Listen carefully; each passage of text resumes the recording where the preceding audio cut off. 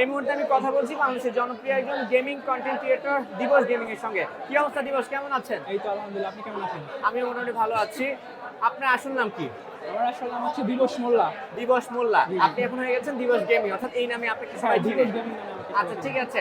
এই যে আজকে এখানে একটা ই স্পোর্টস ফেস্ট হচ্ছে ফ্রি ফায়ার কমিটি নিয়ে, কেমন দেখছেন, কেমন লাগছে? আমি তো অবাক, কারণ এটা আমার ফার্স্ট টাইম এরকম একটা এনভায়রনমেন্ট দেখলাম। তো এটা খুবই মুগ্ধকর একটা জিনিস আমার কাছে। অনেক ক্রিকেট স্টেডিয়ামে যেরকম একটা ফিল দেয় এরকম একটা ফিল দিতেছে। আমি খুবই এক্সাইটেড এরকম একটা নিয়ে দেখাতে। আচ্ছা, তো আপনি কি চান নাকি ভবিষ্যতে এমন আরো বেশি ফেস্ট আয়োজন করা হোক? হ্যাঁ, আমরা তো চাই। এটা তো মাত্র শুরু। আমার কাছে মনে হচ্ছে বাংলাদেশে আরো অনেক বড় কিছু হবে। And এরকম হলে তো আমাদের গেমারদের জন্য ভালো, কন্টেন্ট ক্রিয়েটরের জন্য ভালো, অ্যান্ড স্পোর্টসের জন্য ভালো। আজকে যে এখানে এটা ফেস্ট হচ্ছে এটা নিয়ে একটা কন্টেন্ট হবে না? হ্যাঁ, আমি তো অলরেডি কাজ চলছে? হ্যাঁ, কাজ চলছে। আচ্ছা, এইটা একটা জিনিস মজার ব্যাপার যে কন্টেন্ট ক্রিয়েটররা যেখানে যায় সেখানে কন্টেন্ট বানানোই হয়। হ্যাঁ, হ্যাঁ। আচ্ছা দিবস, আপনি কন্টেন্ট ক্রিয়েটিং বা গেমিং কন্টেন্ট ক্রিয়েটিং এ কেন আসলেন? গেম ছোটবেলা থেকেই মোবাইলে সাব গেমস থেকে শুরু করছি। গেমিং এর প্রতি একটা ইন্টারেস্ট আছে ছোটবেলা থেকেই। তো ছোটখাটো সব গেমস খেলা হয়েছে। লাস্টে battle ground game free fire থেকে আমার যাত্রা ইউটিউবে যাত্রা শুরু। তো গেমিং এর প্রতি একটা অন্যরকম একটা আনন্দ কাজ করে, প্লাস ভালো লাগে। সেটা কবে থেকে শুরু হয়েছে? একটা গেম সিওসি খেলতাম ছোটবেলা থেকে। এটা হবে মনে হয় ক্লাস 7-8 এরকম টাইম থেকে আমি খেলা শুরু করছি। তো তখন বাবা মা বলেনি যে দিবস তুমি তো খারাপ হয়ে যাচ্ছ? আমি আসলে ফোনটা পাইছি হচ্ছে এইচএসসি পরীক্ষার পর। তো আচ্ছা। আমার আব্বু আম্মা আমাকে ফোন দেয় নাই।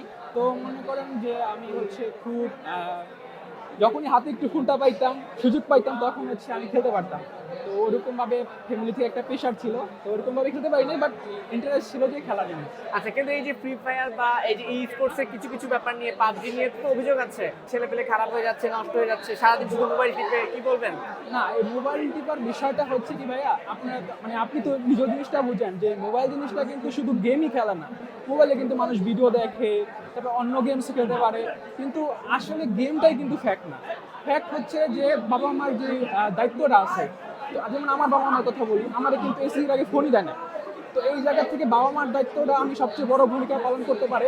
ওনারা যদি মোবাইলটা না দেয় তাহলে তো টিপতে পারতেছে না। আমি যদি আমার ছেলেকে ফোন না দিই, আমার ভাইকে ফোন না দিই, তাহলে কি টিপতে পারবে?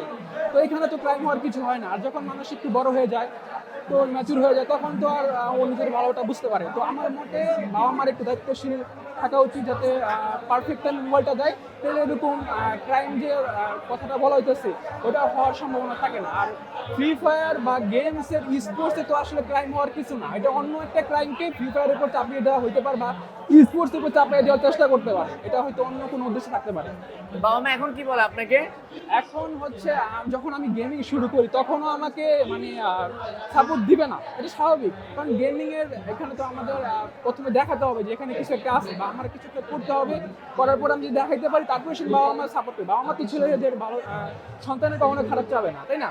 তো যখন আমরা কিছু করতে পারবো তখন কিন্তু তারা আমাদেরকে সাপোর্ট করবে। তো আমার ক্ষেত্রেও সেম হয়েছে। প্রথম দিকে আমাকে সাপোর্ট করে নাই।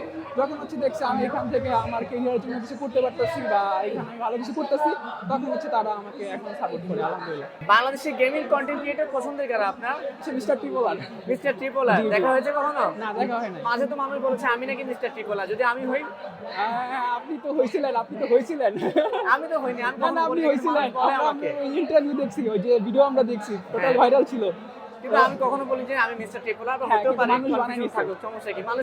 মানুষের আন্দাজ কিন্তু ভুল যায় না। আর হ্যাঁ, ফ্রি ফায়ার কমিউনিটির মধ্যে পছন্দের প্লেয়ার কারা? প্লেয়ার বর্তমানে তো ট্রেন্ডিং বলেন বা ভালো খেলতেছে, আরএইচকে ভালো খেলতেছে, ইএক্সি ভালো খেলতেছে। তো ওদের খেলার ভালো খেলে দেখে তো মানুষ পরিচিতি পাইছে, তাই না? তো ওরা ভালো খেলতেছে, দেখে ভালো লাগে। আচ্ছা ঠিক আছে, হ্যাঁ। এন্ড যদি বলি, আমি একটা টিমের সাথে খেলছিলাম, রোড টু গ্লোরি, এটা ফ্রি ফায়ার অফিসিয়াল টুর্নামেন্ট।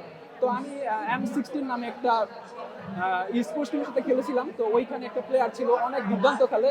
ওর নাম ছিল ক্র্যাকেন। ও অনেক ভালো খেলছে, ওর খেলাটা আমার বেশি ভালো লাগছে। আর ওর অনেক কনফিডেন্স। আমরা 3জন প্লেয়ার এত বড় একটা স্পোর্টস টুর্নামেন্টের মধ্যে খেলতেছি, একটা নার্ভ কাজ করতেছে, ভয় পাইতেছি, বাট ও কোনো ভয় পায় না। একাই 4-5টা মেয়েরা ওই টুর্নামেন্টের মধ্যে টপ সেকেন্ড বা ফার্স্ট হয়েছিল আর কি। ভালো থাকবেন। Thank you.